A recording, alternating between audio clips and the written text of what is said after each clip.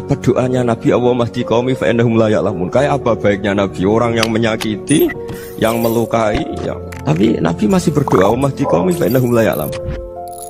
Sayyidina Umar dapat doanya Nabi itu yakhina kana kafir. Assalamualaikum warahmatullahi wabarakatuh. Iki ngaji santai-santai napa muhasabah. Muhasabah itu kalau Kiai Jawa maknani itu ngoreksi diri sendiri, jadi menghitung diri sendiri. Ini pas bidang yang saya tekuni tadi, karena Habib Ahmad yang minta kemarin sama ibu siapa dari Indonesian Power itu, Ibu Lia, saya turutin sekaligus saya sambil belajar terus tentang muhasabah. Dalam konteks Indonesia, muhasabah itu sudah jadi perilaku ya, karena dulu orang tua saya, guru-guru saya kalau ngandani itu, bayangkan kalau kamu jadi dia. Jadi misalnya kita mentang-mentang atasan, otoriter sama bawahan, bayangkan kalau kamu jadi yang bawahan itu kayak apa. Laukun tamakanah, kalau orang Arab bilang, bayangkan kalau kamu di posisi dia.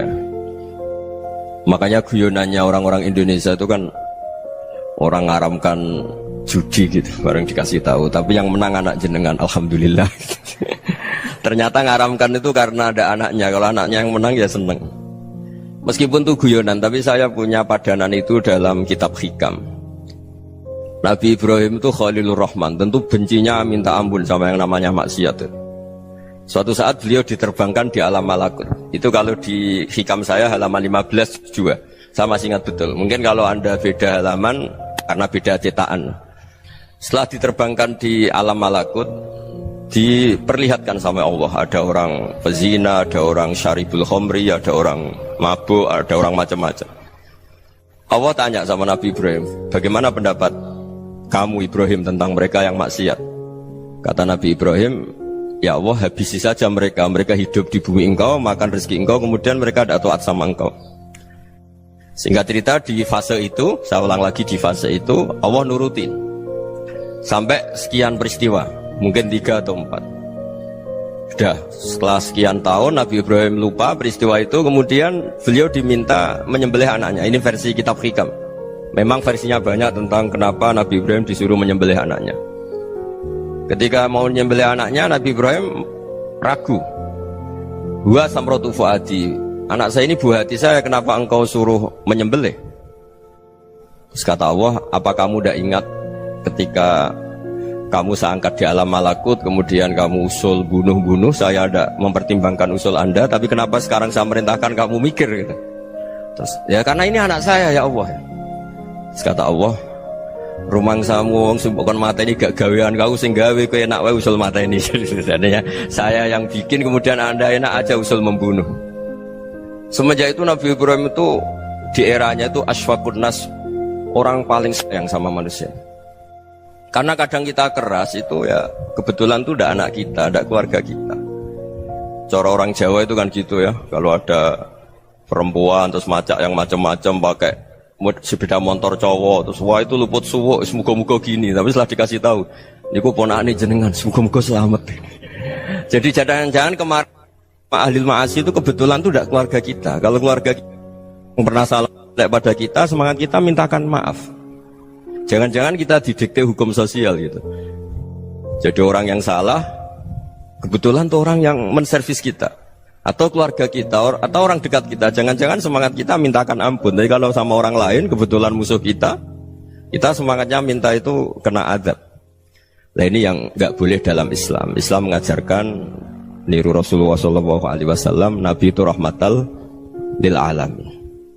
Bahkan kemarin saya ngaji virtual sama beberapa habaib, ada Habib Ali Al-Jufri dari Mesir, ya. Ada Habib Alwi dari Kuitang, ada Habib Nabil Al-Musawa. Dari sekian habaib itu saya masih ingat diantaranya yang didawuhkan rahmatan lil alamin itu ketika Nabi adzahu qaumuh, disakiti oleh kaumnya, dan itu mereka masih kafir semua. Itu mereka dapat doanya Nabi, Allah mahdi qaumi fa innahum la ya'lamun. Kayak apa baiknya Nabi, orang yang menyakiti, yang melukai, tapi Nabi masih berdoa, Allah mahdi qaumi fa innahum la ya'lamun. Sayyidina Umar dapat doanya Nabi itu yakhina kana kafiran, ketika masih kafir didoakan, Allahumma aizzal Islam bi Umar. Itu ketika masih kafir. Itu pelajaran bagi kita bahwa yang sedang tidak cocok pun itu berdapat doa kita. Ya doa supaya kondisi kita baik, hari tambah baik. Karena agama ini, saya berkali-kali bilang, limangka nayarjuwa hawal yawmal akhir. Agama ini diperuntukkan bagi yang selalu punya harapan pada Allah Subhanahu wa Ta'ala. Saya cerita muhasabah ini tentang hubungan kita dengan Allah. Di Indonesia itu banyak orang fasik, banyak orang nakal. Ya di mana-mana orang nakal itu ya mayoritas, wa aksaruhum fasikun. Tapi berkahnya harapan. Mungkin saya kira nakal sok benda, mungkin saya kira sholat sok ben sholat, mungkin sekarang belum sakho, belum dermawan, suatu saat dermawan. Barokahnya itu kefasikan ini dianggap sementara, sedang fasik, sedang tidak benar. Karena kiai-kiai kita, para guru-guru kita, para habaib utamanya itu mesti bilang semoga husnul khotimah. Nah barokahnya doa itu semoga husnul khotimah itu menjadikan satu pola sosial. Yang sedang fasik ini masih diharapkan jadi lebih baik, jadi lebih. Sehingga kita tidak ngambil sikap ekstrim, yang ingin menghabisi atau ingin mengadili, tidak. Karena selalu kita punya harapan. Dan agama ini limangka nerjuwo hawal yawmal akhir. Bayangkan dulu kalau yang nakal itu anak kamu. Pasti kamu gak ingin kan langsung dapat azab, dapat apa. Padahal kita semua jadi tokoh ini abul kulli, bapak dari semuanya. Sehingga ketika Rasulullah SAW jalan-jalan kemudian melihat perempuan sedang menyalakan api. Kalau apinya mati ditiup, anaknya dijauhkan. Nanti kalau sudah jauh dari api, anaknya digendong lagi.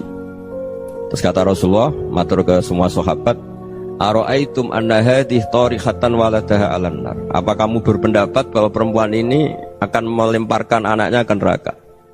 Tidak ya Rasulullah. Tidak akan seorang ibu melemparkan anaknya ke api.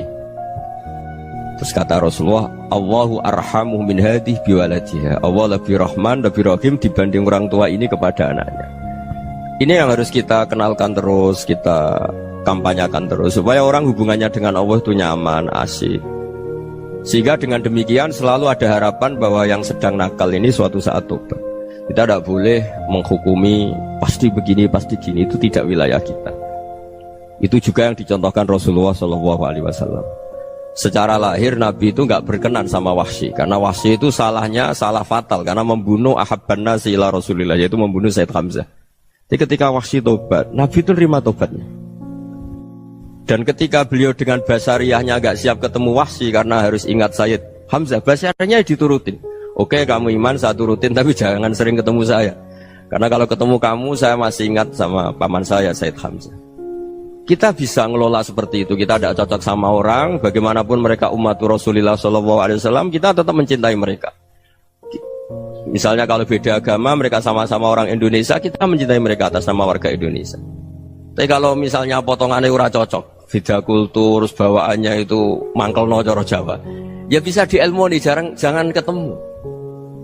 Wong sudah tidak cocok, ingin ketemu nyari solusi. Roh ini tok seneng itu kan ya repot itu. Ya sudah kalau nggak pati cocok ya jangan sering ketemu. Dan itu kita bisa memanage seperti itu tuh bisa. Saya berkali-kali cerita tentang Imam Syafi'i. Kalau dikasih tahu ya Imam Abu Abdillah, panggilannya Imam Syafi'i, tetangga anda ini ternyata banyak yang nggak senang anda. Jawabnya beliau senang. Ya bagus kalau nggak senang saya, ndak utang saya kata. Jadi gara-gara saman seneng aku ngatur aku ini kan. Dan mungkin saman rasa seneng kan ya enak. Jadi hidup itu dianggap happy. Kalau seneng ya teman silaturahim, kalau nggak seneng ya nggak bakal utang gitu. Baru kayak seneng itu nggak ganggu. Gitu. Jadi dulu itu orang bisa ngelola seneng tidak seneng itu bisa. Karena ada kearifan hubungan dengan Allah Subhanahu wa Ta'ala. Hidupnya selesai karena masyghul bi dzikrillah, mereka sibuk dengan Allah. Makanya kata ulama-ulama tasawuf, kamu jangan melihat manusia perilakunya, tapi kamu juga harus ingat yang gerakkan semua itu Allah Subhanahu wa Ta'ala. Dengan demikian kita farah, kita senang. Makanya Nabi kalau ngutus Anas bin Malik kemudian nggak kesampaian yang diinginkan karena Anas main. Ketika garwa-garwani Nabi agak tersinggung, Nabi andaikan Allah menghendaki yang saya inginkan kesampaian, pasti itu kesampaian. Jadi dianggap kegagalan Anas gak manggil yang dituju Nabi itu ya kersane Allah, ya enteng saja. Sayyidina Ali lebih parah lagi yang dialamin. Itu dalam beliau kalau dipanggil itu gak cepat-cepat ke sana. Ketika ditanya, kenapa kamu tak panggil gak cepat ke saya? Amin tu ukubatak. Karena aku tahu engkau orang baik. Orang baik itu pemaaf. Jadi makanya orang-orang soleh dulu itu bodoni itu. Makanya sekarang kalau ada orang bodoni itu mesti beda orang soleh. Kalau orang-orang soleh itu kakean husnudzon lagi sering dibodonin. Abdul bin Umar itu masyhur itu. Kalau ada budaknya sering sholat, sergap sholat itu dimerdekakan. Akhirnya enggak sholat pun pura-pura sholat. Akhirnya juga dimerdekakan. Ketika ditanya, kenapa engkau merdekakan? Padahal mereka sholatnya menipu engkau, kata pembisik-pembisik itu. Man khoda'ana lillah in khoda'na lah. Dia nipu atas nama Allah, berarti saat tertipu juga atas nama Allah. Gak masalah dong, semuanya demi Allah Subhanahu wa ta'ala. Jadi ketika kita ketemu mensifati Allah Ta'ala itu ghafir, Allah pemaaf. Jangan kamu gak fair untuk diri kamu nyifati Allah ghafir, pada orang lain Allah kamu sifati syadidul iqab. Jadi Allah kamu atur, kayak MC tadi ngatur saya. Jadi Allah itu apa? Kalau pada saya ghafir, kalau pada musuh saya syadidul iqab. Itu tidak fair. Kalau Anda punya harapan kepada Allah karena Allah Rahman Rahim, Allah ghafir, sebenarnya Allah pada musuh kita ya bisa saja Allah ghafir, bisa saja Allah Rahman Rahim. Sehingga kita melihat orang lain yang kita tidak cocok itu ya enteng saja. Itu min ummati Rasulillah sing tanaluhu syafa'atuh, tanaluhu sa'atu rahmati, tanaluhu fair. Jangan dengan kita kayak mesti dapat rahmat. Jangan orang lain kayak Allah pasti syadidul iqab. Itu tidak boleh. Sehingga ketika ada orang Badui, singkat cerita orang Badui ini kencing di masjid, semua sahabat membentak dia. Yang enggak bentak hanya Nabi tok. Saking mangkalnya orang ini karena semua sahabat bentak kecuali Nabi. Setelah dibenarin Nabi, terus Nabi nyuruh Sobu Ali Dhanuban min ma'in. Setelah disucikan masjid itu, dia berdoa keras sekali. Allahumma arhamni wa Muhammadan wa la tarham ma'ana ahadan. Ya Allah, yang berhak dapat rahmatmu hanya saya dan Nabi Muhammad, yang lainnya jangan gitu. Karena yang lainnya itu jengkelin, gitu aja saya salah dimarah-marahin gitu. Jadi kalau kamu doa terbatas ya kayak orang Bedui ini, kayak orang Arabi. Apa kata Nabi? Laqad tahajjarta wasi'an. Allah yang rahmatnya luas menjadi kamu sempitkan karena kamu mau atur Allah hanya Rahman pada Indonesian Power, pada NU, pada kita yang orang lain nggak perlu dapat. Itu kan kasihan Islam karena Islam terus nggak dimiliki semua orang. Allah nggak dimiliki semua orang, Rasulullah nggak dimiliki semua orang karena dipek NU, dipek ormas tertentu, dipek nggak boleh seperti itu. Nggak boleh takhasyar tawasian kata Nabi, nggak boleh mempersempit zat yang rahmatnya itu luas. Ini semoga etika ini kita pakai di Indonesia. Yang sedang fase kita harapkan lebih baik. Yang sedang nggak dapat hidayah kita doakan dapat apa? Hidayah. Masyhur kan, makanya tadi saya mohon sama Habib Ali supaya Habib Ahmad supaya tetap mahalul qiyam, tabaruk sama Habib Ali. Di antara doa-doa di Simtuduror masyhur itu antuqa bilal mudhniba minnah bil ghufran wal musi'ah bil ihsan. Jadi harapannya para habaib, para orang-orang baik dulu ya, semoga yang dosa itu dimaafkan, yang sedang salah dibuka, bikin lebih baik. Nabi itu tugasnya juga gitu. Wastaghfir li dzambika walil mu'minina wal mu'minat. Nabi itu tugasnya juga memintakan ampun yang sedang salah. Nah ini cobalah jadi etika kita, muhasabah kita. Jadi muhasabah itu cara berpikir kita set, kita pikir ulang. Ternyata semangatnya seorang Nabi itu wastaghfir li dzambika walil mu'minun. Semangatnya itu memintakan ampun. Orang ahli tafsir tahu semua kalau Nabi itu tidak mungkin dosa. Jadi itu khitabun Nabi wa urida bihi ummatu, itu khitab Nabi, tapi yang dimaksud itu umatnya karena Nabi tidak akan mengalami dzambun, tidak akan mengalami dosa. Sekarang enggak, kadang-kadang kita ini kalau orang lain salah itu semangat. Kalau di perusahaan ada teman salah, apalagi pimpinan salah itu seneng. Barokahnya salah bisa ganti kan gitu. Ya, jadi kalau mungkin di dunia tokoh juga gitu, barokahnya ada tokoh salah, kita yang jadi populer sendiri, tidak boleh seperti itu. Kita harus salimus sodri di jami'il muslimin. Jadi ini harus dilatih. Saya tadi matur sama Habib Ahmad, latihan kita jadi hidup. Nabi itu kalau resep jadi wali itu kata Nabi gampang. Kata Nabi, kalau kamu ingin disenangin Allah, ya sudah. Kalau kamu asbahta wa amseta gini-gini, perasaan kamu kata Nabi, jangan punya perasaan ghil sama orang muslimin. Itu sudah wadzalika min sunnati. Makanya Nabi ngendikan la yablughni ahadun an ahadin syai'an. Ada yang baca la yuballighni ahadun an ahadin syai'an. Seseorang jangan melaporkan ke saya tentang salahnya yang lain. Fa inni akhruju ilaikum wa ana salimus sadri. Karena saya ingin ketemu sampean semua dalam keadaan salimus sadri, tidak punya perasaan apa-apa. Karena kalau nurutin pembisik, nurutin informasi itu ya repot, karena orang pasti sepihak. Ada kiai yang top, datang ke kampung-kampung ning desa-desa, kata yang seneng itu punya akhlak. Wah itu bagus orang besar datang ke kampung-kampung. Kata yang nggak seneng, wah itu jobnya kiai kecil kok diambil, itu kan ya kasihan itu kan sudut pandang. Makanya saya sering bilang, akal kita ini cukup untuk mentasdik Rasulullah Shallallahu Alaihi Wasallam. Meskipun perasaan kita kadang orang Jawa itu beda. Saya berkali-kali bilang sama peneliti dari Jogja, kenapa sih Gus para nabi itu kok poligami istrinya banyak? Nabi Dawud katanya itu berapa? Nabi Sulaiman malah jumlahnya agak terbatas ini. Nabi Muhammad itu paling sedikit. Saya tanya gini, perempuan itu orang lemah, jadi kalau nolong orang satu gimana baik, kalau nolong orang dua ya lebih baik, ya sudah kira-kira seperti itu. Paling tidak akal kita masih tahu kalau orang baik itu kan mesti baik, nolong orang satu baik, nolong orang dua ya lebih baik, nolong orang tiga lebih baik. Tapi kalau kamu orang nggak baik, satu saja kamu terlantarin, kamu miskinkan, kamu ya tinggal diukur kan. Kalau orang baik nambah baik, tapi kalau orang buruk tambah buruk. Nah itu akal. Akal kita bisa menganalisis kenapa sih nikah itu ada yang poligami, ada yang enggak. Sudah ukur saja diri kamu. Misalnya kayak saya elek keriting, rabi terus, mau perbanyak wong elek, orang perilaku netok raine dadi elek kabeh gitu.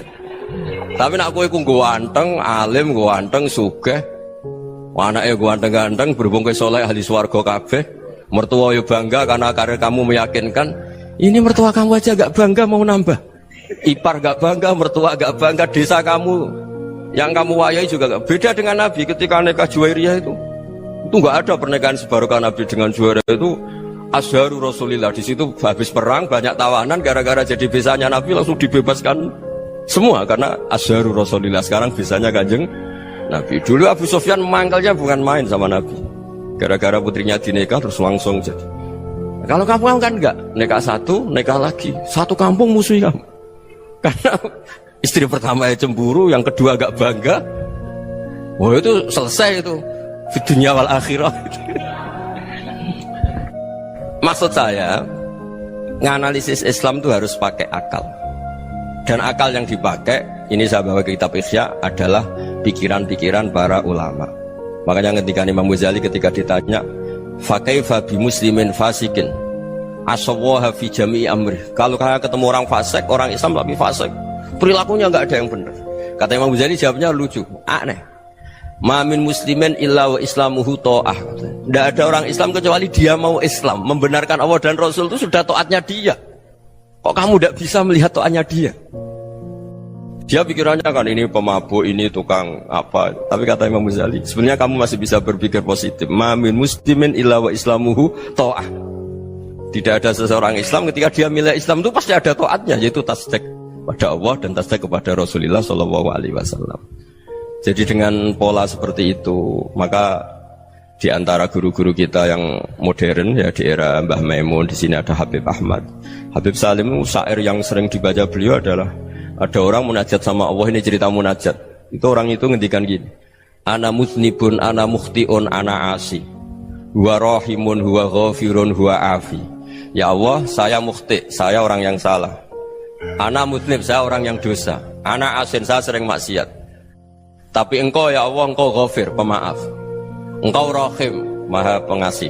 Engkau afin, yang mudah memaafkan. Kata orang ini ya agak kurang ajar, tapi saking senengnya sama Allah. Qobal tuhunna salasatan bisalasat. Ya gini saja ya Allah, sifat engkau diadu dengan sifat saya. Engkau Tuhan, Gusti, enggak boleh kalah katanya. Terus wasatahliban ausofu ausofi, dan engkau pasti pemenangnya gitu. Jadi ada orang rayu Allah dengan cara seperti itu ya ada ya. Saya ini manusia, salah saya banyak. Engkau ampunannya banyak. Engkau Tuhan, Gusti, enggak boleh ampunan Anda, ampunan engkau kalah dengan salah saya. Enggak boleh Tuhan kok kalah.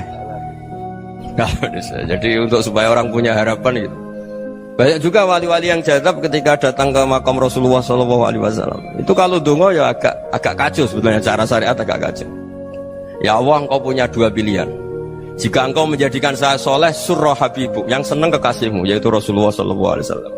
Tapi jika engkau menjadikan saya fasik, surah adubuk, yang senang itu setan. Monggo jenengan mau menyenangkan kekasih jenengan, mau menyenangkan musuh jenengan, monggo jenengan bebas kok memilih. Mestinya Allah ya senang menyenangkan kekasihnya. Jadi ya, intinya Allah dipaksa untuk menjadikan dia orang soleh gitu. Jadi kayak kemarin itu Pak Gus siapa yang kesini itu kuliah kesini itu sama Habib Ahmad. Saya pertama nggak mau, lama-lama Habib Ahmad ini gimana Gus, orang taunya saya dekat jenengan, kalau nggak kasil saya waduh ini kayak doanya wali yang tadi. Nggak punya pilihan, nggak ada pilihan ini. Jadi saya mohon muhasabah itu dimulai cara berpikir.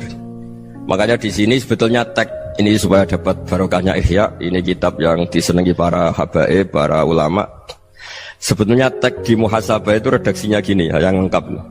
Hasibu anfusakum qabla an tuhasabu wa zinuha qabla an tuzanu wa tahayya'u lil ardil akbar. Jadi ada kata wazinu, jadi ukur. Perilaku Anda ini diukur, ditakar. Misalnya kita sebagai suami kan ya punya hal-hal yang kita tidak ideal. Corong Jawa mesti pesek, cara rezeki ya pas-pasan ya. Dan kita juga kalau makanya agak boleh tanya istri begini, apa saat cinta pertama Anda? Pasti Anda kecewa. Orang jadi istri hanya korban terakhir itu. Sudah. Karena orang kalau ngelamar kemana-mana gak jadi, yang jadi istri itu pasti korban terakhir itu. Jarang istri pilihan pertama, jarang. Ayo semua yang nikah. Rata-rata itu pilihan Anda pertama Pak, dari sekian ditolak di mana-mana terus. Ya perempuan terakhir. Kamu juga korban terakhir gitu. Itu wali-wali dulu kalau ngandani kita itu sederhana. Antal ini masyhur diceritakan Habib Zain bin Semit dalam kitab Al-Manhajus Sawi. Antalam tajid min nafsika kullama turid. Fa kaifa turidu min ghairika kullama turid. Kamu yang ingin ideal saja, kamu tidak menemukan pada diri kamu untuk menjadi ideal. Kamu kan ingin ganteng, ingin punya uang banyak, ingin perilaku Anda sempurna. Anda saja yang punya keinginan tidak bisa mewujudkan keinginan Anda sendiri. Fa kaifa turidu min ghairika ma turid. Jadi antalam tajid min nafsika kullama turid. Fa kaifa turidu min ghairika kullama turid. Kamu yang punya keinginan saja. Misalnya saya ingin punya uang banyak, perilaku saya selalu benar, gak pernah salah. Loh, saya yang ingin saja dengan diri saya gak bisa untuk benar terus. Kok kamu berharap orang lain selalu benar? Jadi antalam tajid ya sama. Kalau kamu menuntut istri kamu itu ramah, neriman, apa kamu neriman sama wajah istri Anda gitu? Engkau ya pola neng dinti jajaki sana jajaki sini, kamu sendiri tidak kona apa. Jadi itu nasihat yang luar biasa. Antalam tajid min nafsika kullama turid, fa kaifa turidu min ghairika kullama turid. Kamu mau menghormati semua orang? Tidak mau kan? Kemudian Anda berharap semua orang menghormati kamu. Kamu tidak ingin kan orang lain semua menghujat kamu. Sementara kamu enak aja menghujat orang lain. Makanya Rasulullah SAW luar biasa ketika bikin kaidah sosial.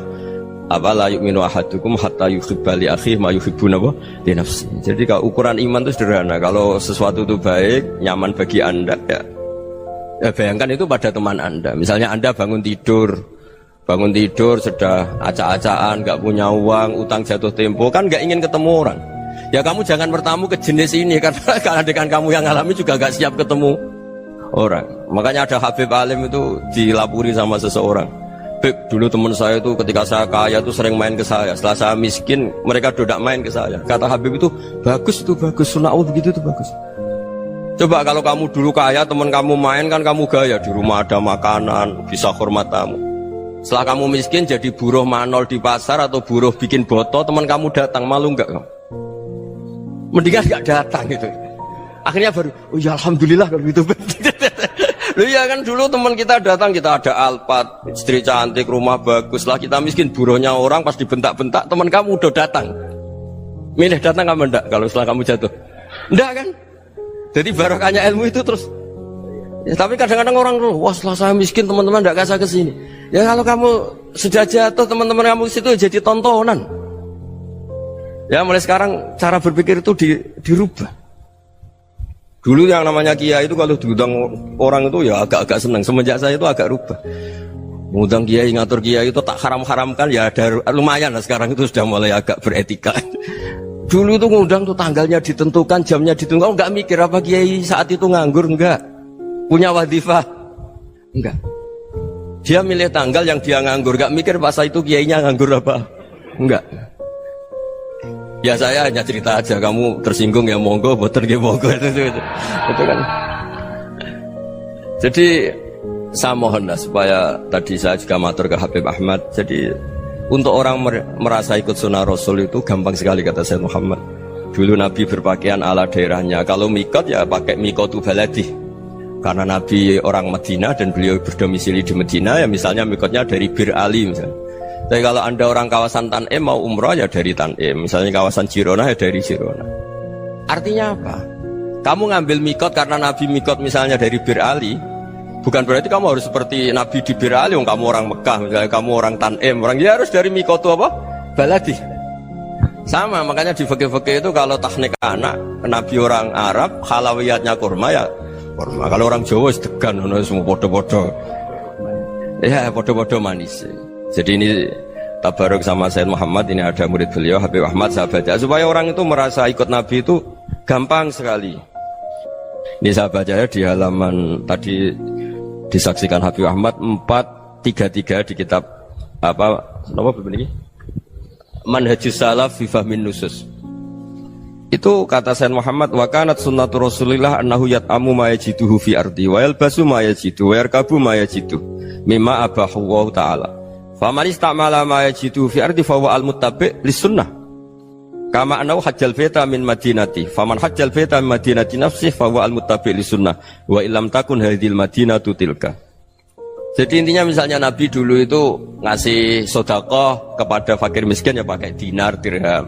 Ya kalau orang misalnya sedekah pakai rupiah ya sudah ikut sunnah Nabi. Jangan, lu Nabi pakai dinar loh, kamu kok pakai rupiah. Dulu dinarnya Nabi udah ada tulisannya Bank Indonesia, kamu ada tulisannya Bank. Ya tidak ada seperti itu. Ya jadi misalnya Nabi sedekah pakai tamar atau pakai al-aqid, ya kita pakai beras, pakai apa. Supaya orang tuh bahwa Rasulullah itu milik kafatal linnas, milik semuanya. Sehingga merasa ikut sunnah Nabi itu ya semuanya. Makanya dulu Mbah Mun kalau motivasi saya supaya bombong, kalau orang Jawa bilang bombong. Wong Jawa mesti ono wong alim. Beliau menyontohkan Mas itu Mbah Fadol, Senori, Mbah Ihsan Jambes. Itu bisa ngarang-ngarang kitab luar biasa. Padahal beliau bukan orang Arab. Imam Sibawayh itu orang Persia. Imam Ghazali orang Tus itu juga ikut Persia. Kata Mbah Mun, wong sing ora Arab lah mesti untuk jatah alim kata beliau. Karena Nabi itu diutus kafatal linnas. Nanti kalau orang yang alim itu Arab tok, berarti tidak ada perwakilan dari Afrika, dari Asia Tenggara, dari mana-mana. Makanya karena Nabi statusnya itu kafatal linnas. Jadi kita harus bangga sebagai Muslim, sebagai orang Indonesia. Karena misalnya Wali Kutub dulu terkenalnya hanya ada di Yaman, di mana. Ternyata pernah ada juga di Indonesia dan seperti Habib Abu Bakar Segaf Gresik. Jadi ya akhirnya kan tetap orang Indonesia meskipun beliau zuriyah Rasul kan ya sudah orang apa? Orang Indonesia. Zuriyahnya Habib Ali Simtuduror sekarang di Solo. Jadi Indonesia juga dapat alawin banyak, dari Sadatin al-Alawin juga banyak. Jadi saya mohon barokahnya ngaji seperti ini. Melihat orang lain tuh gampang, bayangkan tuh kalau anak kamu. Makanya Nabi, nanti kalau nggak percaya lihat di Hikam nomor 15 di kitab saya itu. Di situ dijelaskan oleh Hikam, jangan-jangan semangat Anda pada orang yang maksiat, pada orang yang keliru supaya dihukum itu karena kebetulan itu udah anak Anda, itu udah keluarga Anda. Coba kalau itu keluarga Anda. Makanya kalau saya guyonan di Jogja itu ada pembantu mecahkan piring terus dimarahi majikannya, saya mesti guyon gitu, pasti itu pembantunya tidak cantik. Kok bisa Gus? Andekan cantik dan kamu senang mecahno piring satu, piring sewu ra iso ngamuk. Ternyata ngamuknya itu karena mecahkan piring apa karena plus tidak cantik? Coba jawab para lelaki nih. Kamu marah sama orang maksiat tuh karena maksiat, karena plus itu udah anak Anda.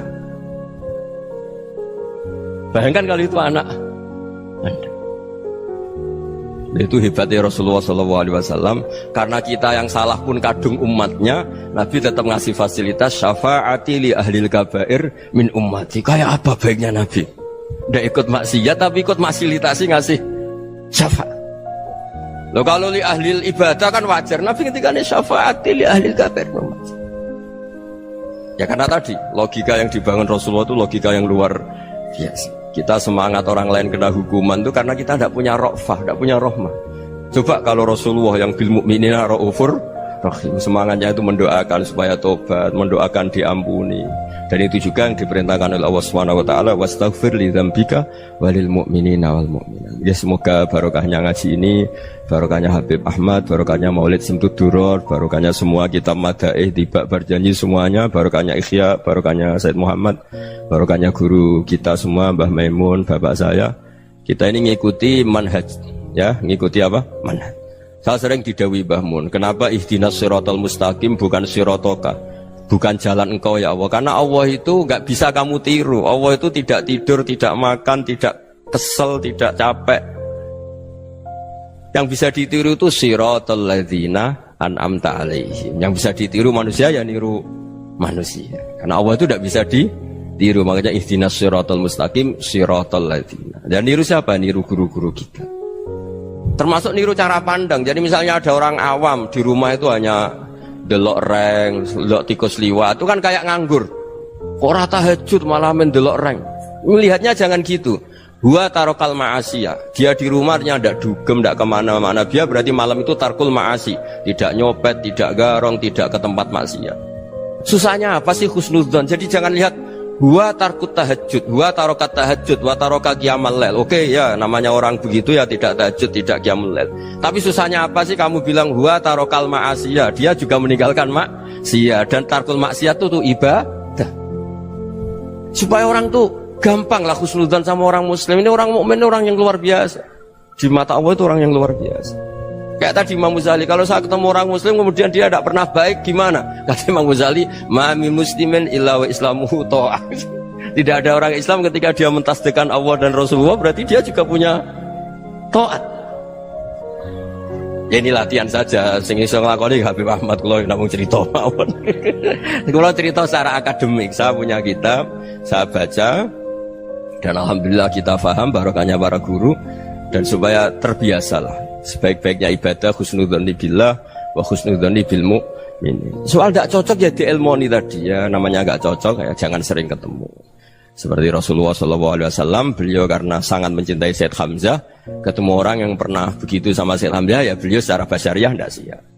Tapi beliau secara cara bahasa sekarang, secara profesional, kalau beliau seorang nabi dan harus menerima tobatnya siapapun ya diterima. Saya meskipun dengan AB gak cocok karena dia begini-begini sama saya, tapi saya ingat dia sholat, dia baca sholawat, dia mencintai Rasulullah, ya kita hormat. Ya soal gak cocok ya di manage tadi ya, zurhiban tasdad huban. Kalau gak pati cocok ya jangan sering ketemu, bawaannya enak nanti. Ya semuanya itu diilmoni lah.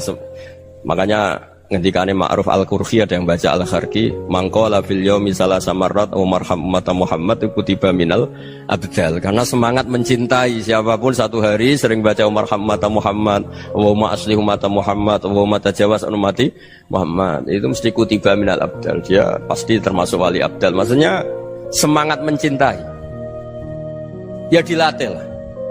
Misalnya Indonesia Power atau PLN, andai kan tidak ada PLN itu kayak apa? Orang nggak bisa ngaji, tidak bisa aktivitas. Ya barokahnya ada PLN, barokahnya jasanya. Kita sadar, tidak semua kebaikan kita ini memenuhi keinginan orang banyak. Gitu. Orang banyak ingin listrik, ingin saluran apa, dan itu kadang yang mewujudkan orang lain atau kelompok lain. Ya karena itu manfaat ke orang lain ya kita doakan. Karena khairunas anfa'uhum linnas, sehingga kita terbiasalah ngakui orang lain. Seperti semangatnya Rasulullah SAW, semuanya itu didoakan, semuanya diinginkan kebaikannya. Bahkan Nabi gak putus asa sampai di akhirat.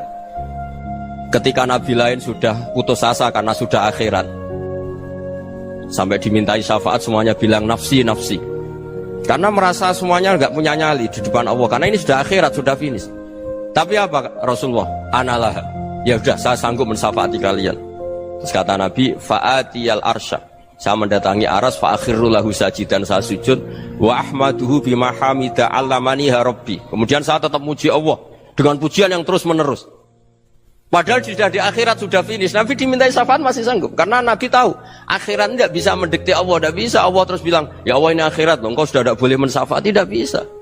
Allah tidak bisa diganggu akhirat, Allah tidak boleh dibatalkan rahmannya oleh akhirat. Allah tetap Rahman Rahim abadal abad, dan Nabi tahu itu. Makanya kata para ulama, fa Muhammadun ahmadu min ghairihi. Jadi Nabi Muhammad namanya dua yang terkenal. Sebenarnya banyak yang terkenal dua, Muhammad sama Ahmad. Ketika Nabi punya nyali memuji Allah di akhir akhirat atau sudah di akhirat itu fa Muhammadun ahmadu min ghairi. Ketika nabi lain sudah tidak punya nyali muji Allah karena sudah akhirat, Nabi Muhammad tetap berani muji Allah di saat seperti itu. Makanya ahmadu di situ kata ulama itu af'al tafdil, fa Muhammadun ahmadu min ghairi. Kanjeng Nabi lebih memuji Allah di saat yang nabi lain sudah tidak punya nyali untuk muji Allah di saat itu. Makanya kata Nabi fa akhiru lahu sajidan wa ahmaduhu bimahamida allamaniha rabbi. Akhirnya setelah lama gitu terus Allah ngendikan ya Muhammad irfa' ra'sak wasal tu'tah wasfa' tusyaffa. Sudah Muhammad, angkat kepala kamu minta apa saya turutin, dan kalau kamu ingin mensyafaati umatmu saya beri hak apa? Syafaat. Nah, semoga semangat itu juga menjadikan kita munajat bahwa rahmat Allah tidak terbatas, harapan juga tidak terbatas. Mungkin yang sedang nakal ya kita katakan sedang, jangan terus kamu pastikan wah ini mesti su'ul khotimah, mesti tidak orang baik.